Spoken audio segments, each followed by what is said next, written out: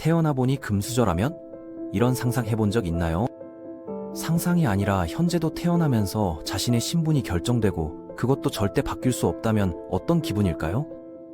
우리는 상상조차 하기 어렵지만 인도에서는 아직도 이런 일이 벌어지고 있습니다. 바로 카스트 제도 때문인데 이 고대부터 이어진 신분제가 어떻게 21세기까지 살아남아 14억 인도인의 삶을 좌우하는지 알아보겠습니다. 사실 인도 대륙에는 원래 이런 신분제가 없었습니다.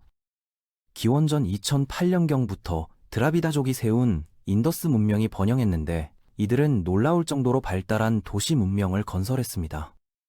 하지만 시간이 흐르면서 점차 쇠퇴의 길을 걸었고 기원전 1800년쯤 북서쪽에서 유목민족인 아리아인들이 대거 침입해 들어왔습니다. 강력한 무기와 말을 앞세운 이들은 드라비다족을 정복하는 데 성공했죠. 막상 정복을 완료하고 나니 아리아인들에게는 심각한 고민이 생겼습니다. 정복당한 드라비다족은 과거 찬란한 문명을 일궈냈던 뛰어난 민족이었고 인구도 압도적으로 많았거든요. 아리아인들은 생각했습니다. 이 사람들이 단합해서 반란을 일으키면 우리가 감당할 수 없을 텐데. 그래서 고안해낸 것이 바로 엄격한 신분제였습니다. 아리아인들은 자신들의 유목민 전통에 따라 계급을 나누기 시작했습니다. 먼저 지배층인 자신들을 3개 계층으로 분류했는데 종교를 담당하는 브라만이 최고 계층이 되었습니다. 왕족과 무사인 크샤트리아가 2번째, 상인과 농민인 바이샤가 3번째였고 피정복민인 드라비다족은 모두 4번째 계층인 수드라로 묶어버렸습니다. 이렇게 해서 바르나라고 불리는 4계급 제도가 만들어졌죠. 흥미롭게도 초기에는 지금처럼 극심한 차별은 없었다고 합니다. 당시 문헌을 보면 서로 다른 계층끼리 함께 식사하는 장면도 자주 등장하거든요. 물론 사회적 불평등은 분명히 존재했지만 지금 우리가 아는 그런 끔찍한 수준은 아니었던 것 같습니다. 그런데 시간이 지나면서 피지배층의 불만이 점점 커지자 브라만들은 위기감을 느꼈죠. 그래서 브라만들이 채택한 전략이 바로 종교를 이용하는 것이었습니다. 당시 막 형성되기 시작한 힌두교를 신분제 유지의 도구로 활용하기로 한 거죠. 힌두교는 참 독특한 종교인데 명확한 창시자도 없고 통일된 교리도 없어요. 인도 대륙의 다양한 민족과 문화가 뒤섞이면서 자연스럽게 형성된 종교이거든요. 그래서 신의 개수만 해도 3억 3만 명이라고 할 정도로 엄청나게 많습니다. 브라만들은 이 힌두교의 포용성을 교묘하게 이용했습니다. 윤회와 업보 사상을 신분제와 연결시킨 거예요. 힌두교에 따르면 사람은 죽어도 영혼이 다른 몸으로 다시 태어나는데 이때 전생의 행동에 따라 다음 생의 운명이 결정되죠. 브라만들은 여기에 카스트 개념을 끼워 넣었습니다.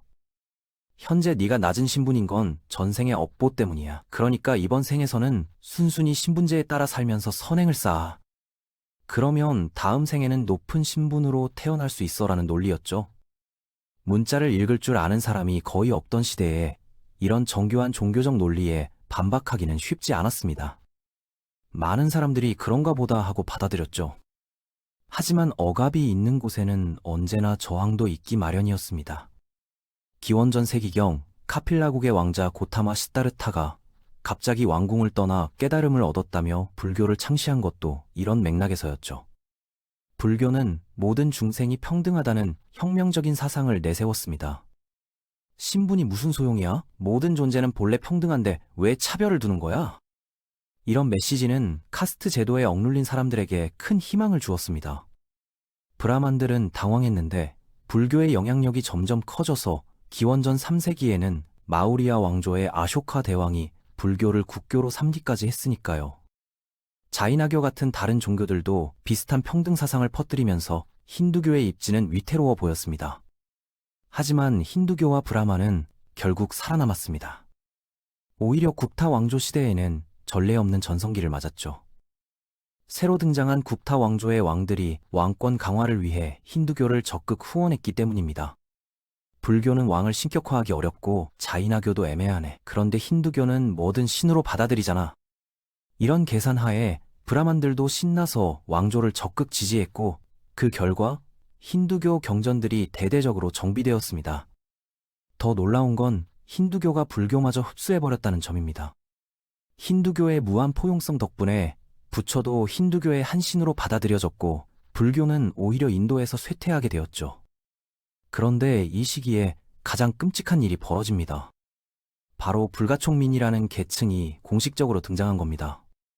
국타 왕조의 정복 전쟁으로 다양한 부족들이 왕국에 편입되었는데 브라만들은 이들을 기존 네 계급에도 속하지 못하는 만져서는 안 되는 사람들로 분류했습니다. 이들에게 적용된 논리는 순수함과 더러움이었습니다. 브라만은 순수하고 불가촉민은 더럽다는 거죠. 불가촉민들은 노예 아래의 노예가 되어 죽은 동물 처리, 청소, 화장실 관리 같은 가장 힘들고 더러운 일만 해야 했습니다. 그들은 일반인이 사용하는 우물물도 마실 수 없었고 심지어 그림자가 닿는 것도 금지되었죠. 12세기부터는 이슬람 세력이 인도를 정복했지만 술탄들도 카스트 제도를 그대로 유지했습니다. 어라, 이거 꽤 효과적인 통치 시스템이네? 브라만들이 알아서 백성들을 관리해주니까 편하잖아. 이런 생각이었던 것 같고 19세기 무굴 제국 때까지도 상황은 마찬가지였습니다. 그런데 진짜 재앙은 영국이 들어오면서부터 시작되었습니다. 1858년 영국이 인도를 완전히 식민지로 만든 후 체계적인 인구조사를 실시했습니다. 효과적인 통치를 위해서였는데 조사 결과가 충격적이었어요. 카스트가 수천 개나 된다는 거였습니다. 카스트가 브라만, 크샤트리아, 바이샤, 수드라, 불가촉민 5개 아닌가? 사실 카스트 제도는 훨씬 복잡했는데 큰 틀의 바르나 아래에 자띠라는 수많은 세부 계층이 있었거든요.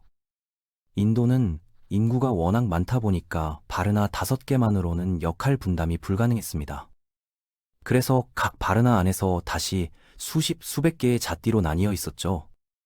한 마을에만 해도 수십 개 자띠가 있어서 결혼할 수 있는 자띠, 함께 식사할 수 있는 자띠, 특정 직업에만 종사하는 자띠 등이 모두 달랐습니다. 그런데 영국은 이런 복잡함을 이해할 생각이 없었습니다. 식민지에서 최대한 많은 돈을 뽑아내는 게 목표였으니까요. 그래서 영국이 뭘 했냐면 수천 개의 자띠들을 임의로 몇 개 그룹으로만 분류해버렸습니다. 수천 년 동안 조금씩 조정되면서 나름대로 안정을 찾았던 복잡한 사회 시스템을 외국인들이 와서 우악스럽게 뚝뚝 잘라버린 거예요. 당연히 난리가 났겠죠? 어느 날 갑자기 나보다 아래에 있던 사람이 상전이 되고 내가 대대로 누리던 지위가 하루아침에 사라져버렸으니까요. 전국에서 대규모 저항운동이 일어났고 영국은 골치 아프다며 전형적인 제국주의 전술인 분할 통치를 썼죠. 카스트별로, 심지어 종교별로 다른 혜택을 줘서 갈등을 부추겼습니다. 범죄부족법이라는 악법까지 만들어서 하층 카스트는 태어날 때부터 범죄자라고 낙인을 찍어버리기도 했고요. 인도 전역이 분노와 증오의 소용돌이에 빠져들었는데 계급 간 학살까지 일어날 정도였어요. 이런 상황이 너무 오래 지속되자 화합을 추구하는 사람들이 나타나기 시작했습니다. 가장 유명한 인물이 바로 마하트마 간디죠. 간디는 브라만 출신이었지만 불가촉민들을 하리잔, 즉 신의 자식들이라고 부르며 차별철폐를 위해 노력했습니다. 하지만 간디는 카스트 제도 자체는 유지하되 차별만 없애자는 온건한 입장이었어요. 반면 암베드카르라는 인물은 완전히 다른 관점을 제시했습니다. 불가촉민 출신으로 영국에서 법학을 공부한 그는 이렇게 주장했어요. 카스트 제도 자체가 문제다. 이건 단순한 계급 구분이 아니라 사람을 영원히 열등하게 묶어두는 족쇄야. 당장 폐지해야 한다. 결국 간디는 1948년 힌두교 극단주의자에게 암살당했고 독립 후 인도에서는 암베드카르의 주장이 받아들여졌습니다. 1950년 제정된 인도 헌법에서는 신분에 따른 차별을 금지하고 불가촉민 관습을 불법으로 규정했습니다. 무려 3000년 만에 카스트 제도가 법적으로 폐지된 거죠. 게다가 그동안의 차별에 대한 보상으로 하층 카스트를 위한 할당제도 도입되었습니다. 공직 임용이나 대학 입학 시 일정 비율을 하층 카스트에게 할당하는 거예요. 이런 정책 덕분에 하층 카스트의 교육 수준과 사회 진출이 크게 향상되었죠. 하지만 여전히 문제는 남아있습니다. 법으로는 금지되었어도 수천 년간의 관습이 하루아침에 사라질 리는 없으니까요. 특히 농촌에서는 아직도 불가촉민들이 일반인들과 같은 마을에 살 수 없어서 마을 외곽에 따로 거주지를 만들어 살고 있어요. 도시는 그나마 상황이 낫지만 여전히 미묘한 차별은 존재하고 할당제 때문에 새로운 갈등도 생겨났습니다.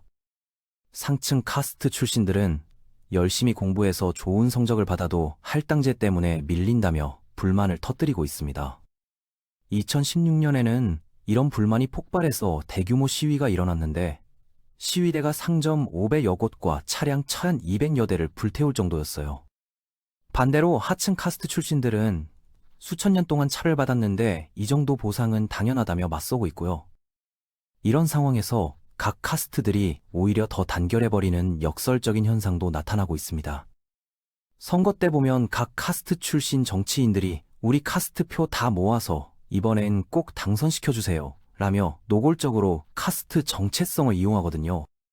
할당제가 오히려 카스트를 더 강화시킨다는 비판이 나오는 이유이기도 하고요. 그래도 전체적으로는 상황이 개선되고 있는 것 같습니다. 불가촉민 출신 대통령이 2명이나 선출되었고 경제적으로 성공한 하층 카스트 출신들도 늘어나고 있어요. 하지만 여전히 인도 전체 부의 절반 이상을 브라만 같은 최상층 카스트가 소유하고 있다는 점에서 불평등은 심각한 수준이죠. 가장 흥미로운 건 사람들의 심리 변화입니다. 요즘은 맥도날드나 지하철에서 모든 카스트 사람들이 뒤섞여서 줄을 서고 있어요. 하지만 브라만들에게 물어보면 이렇게 답합니다. 도시에서 살려면 어쩔 수 없이 오염될 위험을 감수해야 해. 참자. 집에 돌아가면 여전히 불가촉민과의 접촉을 피하고 있다는 거죠. 대학에서도 서로 다른 카스트 학생들 간의 개인적 교류는 거의 없고요. 결혼 통계를 보면 더 명확해집니다. 인도 전체 결혼의 90% 이상이 여전히 같은 카스트 내에서 이뤄지고 있거든요. 겉으로는 차별이 많이 사라졌다고 하지만 실제로는 아직 갈 길이 먼 것 같아요. 요즘에는 외모나 말투로 출신 카스트를 추측해서 은근히 차별한 일도 벌어지고 있다고 하니 정말 뿌리 깊은 문제인 것 같습니다. 결국 인도의 카스트 제도는 외부 세력이 만들고 강화시켰지만 그 자체의 치밀함과 강력함 때문에 수천 년간 지속되어 온 것 같습니다. 법적으로는 폐지되었지만 그 관성은 아직도 완전히 사라지지 않고 있죠. 14억 인도인의 삶을 여전히 좌우하고 있는 이 고대 제도가 언제쯤 진정으로 역사 속으로 사라질지 정말 궁금합니다.